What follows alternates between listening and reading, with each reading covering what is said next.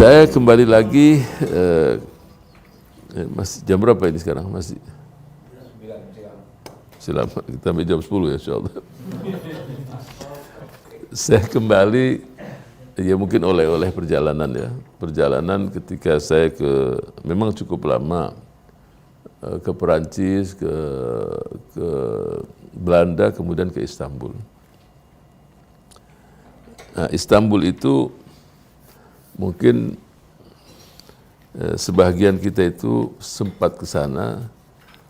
Dia tahu dulunya ada namanya Konstantinopel. Ya, kemudian mungkin sebagian pernah melihat namanya Bizantium atau Bizantum. Jadi Istanbul itu dulunya bukan Istanbul, namanya Islambul, Madinatul Islam.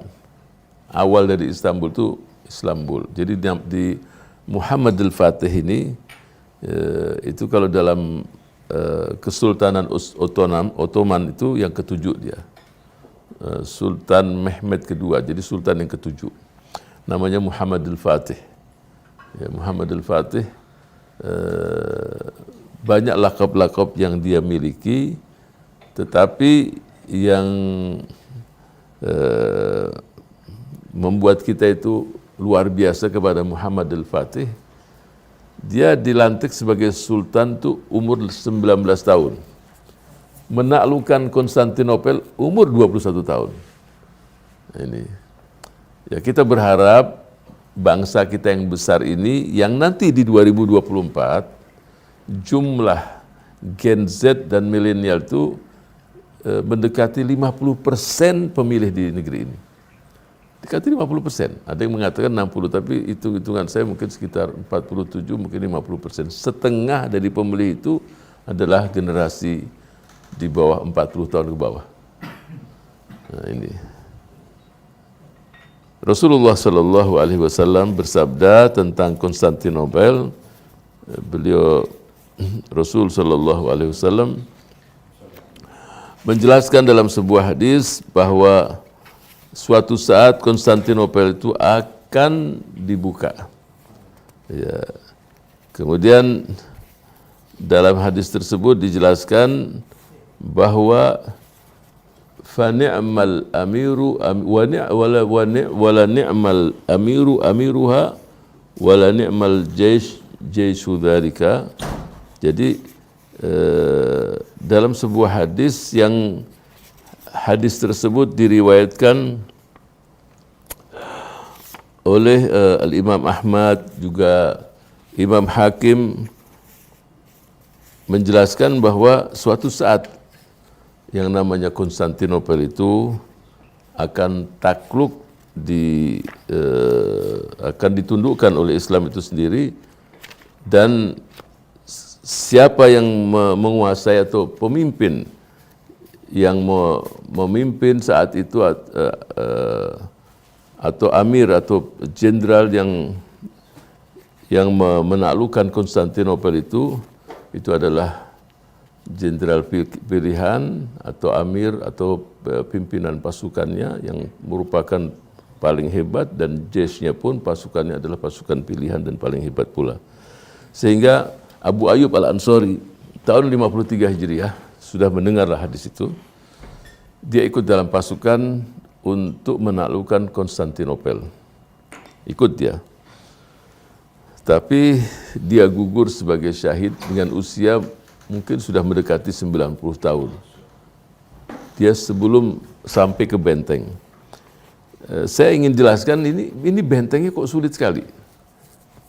Jadi benteng Konstantinopel itu dibangun tahun 324 sebelum Masehi. Ya. Jadi kerajaan Romawi itu berkuasa di situ kurang lebih 1.500 tahun. Kemudian takluk dengan Muhammad ibn Fatih.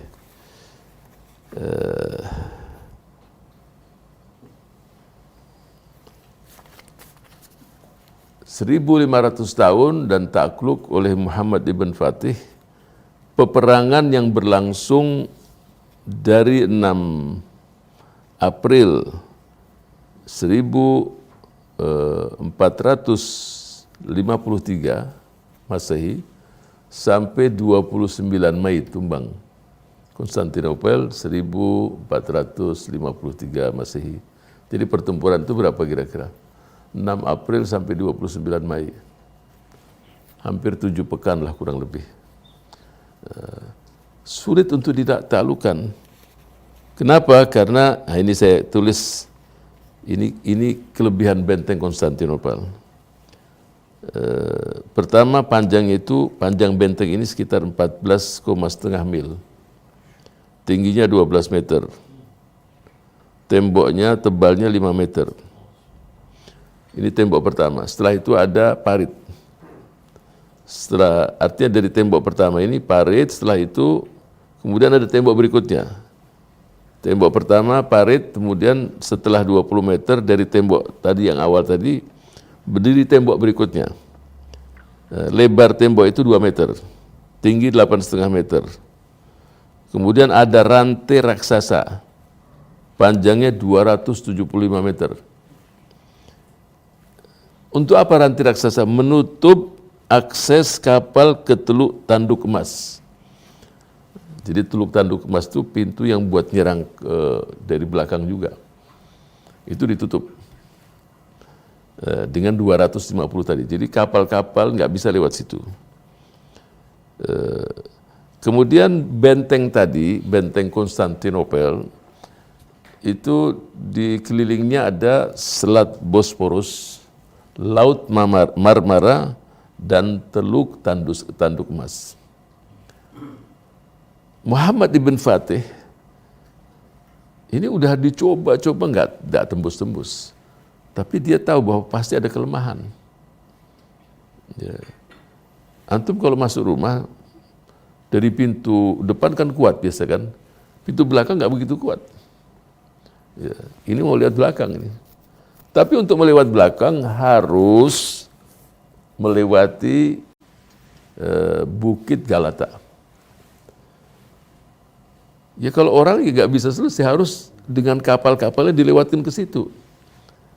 Dan itu satu malam dilewatkan kapal-kapal semua itu lewat Bukit Galata tadi. Itu sebagian besar kapal. Kalau lewat Bukit Galata tadi dengan perjalanan kurang lebih mendekati 5 kilo, baru sampai ke sana. Ini kan gagasan yang brilian yang di luar prediksi siapapun. Mana ada kapal naik ke bukit? Tapi karena semangat yang luar biasa, ya berarti perlu kayu-kayu gelondongan untuk supaya kapal tadi bisa jalan kan, dan minyak. Nah, itu dipersiapkan malam itu, kayu gelondongan dan minyak sampai kapal-kapal tadi sekitar jam 1 malam sebab musim dingin. Ya musim dingin kan panjang di sana. Jam 1 malam itu sudah selesai, sudah pindah di sana. Nah dari sanalah tembus ke benteng Konstantinopel dari sisi lainnya. Sebab kalau dari sisi awal tadi bisa dikatakan mustahil, sudah sulit. Sehingga 29 Mei 1453 Masehi menyerah. Bayangan mereka yang di dalam benteng itu benteng itulah yang sekarang kota Istanbul. Tapi pasti kota Istanbul sekarang udah luas, ya luas sekali. Tapi sisi-sisi yang saat itu adalah Konstantinopel masih ada. Ya, tapi yang jelas Istanbul itulah asal muasalnya dari Konstantinopel. Jadi yang di sana itu udah berasa dalam benteng itu akan dibantai. Nyatanya tidak sama Muhammad al-Fatih. Diberikan mereka kebebasan. Seperti ketika Rasul sallallahu alaihi wasallam menguasai kota Mekah, Rasul bersabda, "Idhabu fa antum tulaqa."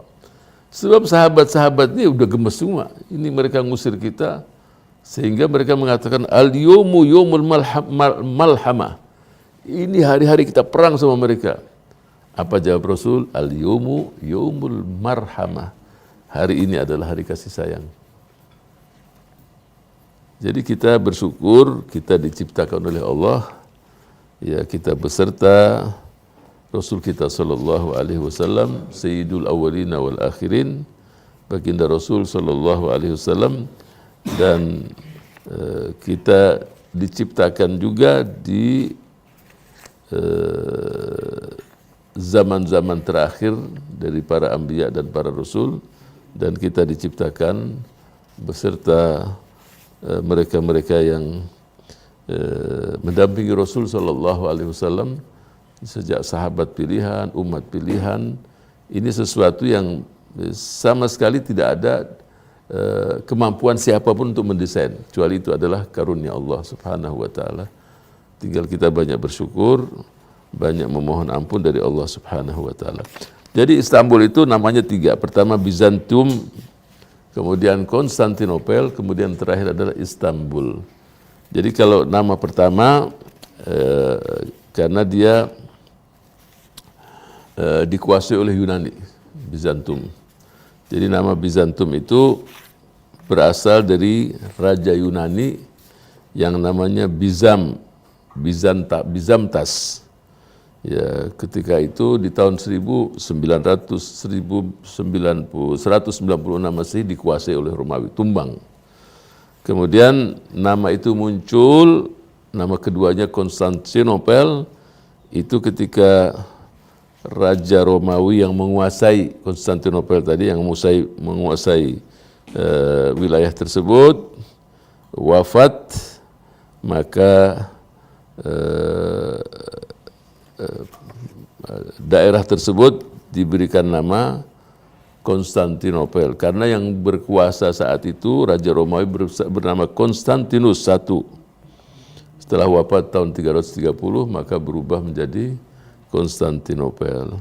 Jadi sebetulnya nama raja.